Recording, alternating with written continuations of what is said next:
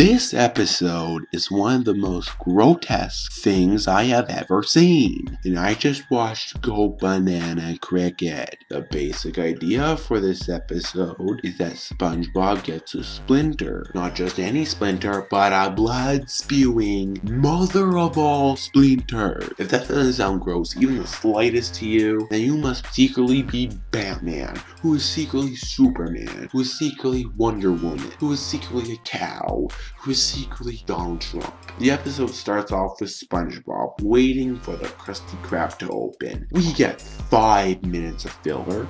Out of an 11-minute episode, SpongeBob gets his spatula stuck in the roof somehow, stacks a bunch of boxes to get it out. In those boxes were tartar sauce and swords apparently. Why would you have that in a restaurant? He gets his spatula out, he trips and falls to his death.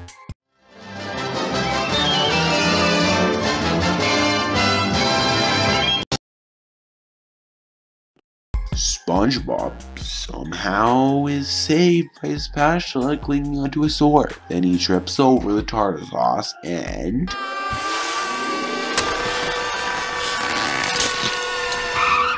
I think my eyes need a doctor. SpongeBob tries to pull him out and we get to see him cringe as he does it. Before you say, "It's called slapstick, you little prick. You do nothing but comedy. Blah blah.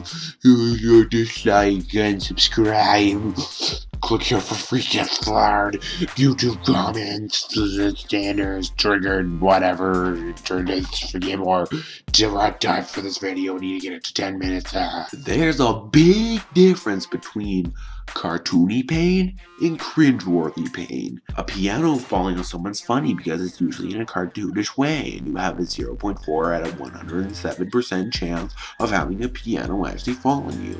A lot of people have had splinters before, and when you do it in a realistic way, you can just feel the pain to the bone. SpongeBob tries ripping it out with his teeth, but ends up ripping out his skull. With the splinter in the way, SpongeBob ties his spatula to his nose, which ends up annoying Squidward. Squidward sees the splinter and some of the slimy, disgusting, gross, grotesque pus drips on his eye. Squidward tells SpongeBob that if he doesn't get the splinter removed, Mr. Krabs will send him home early.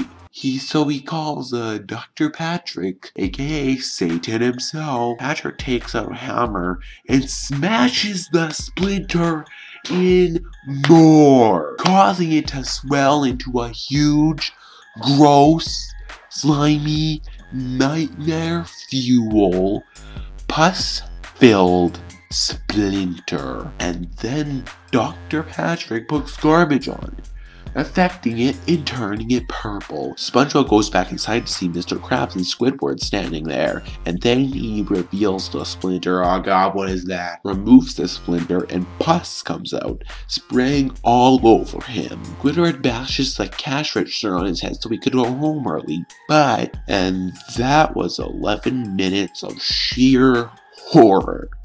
The visuals were grotesque. The plot can't even fill an 11-minute episode.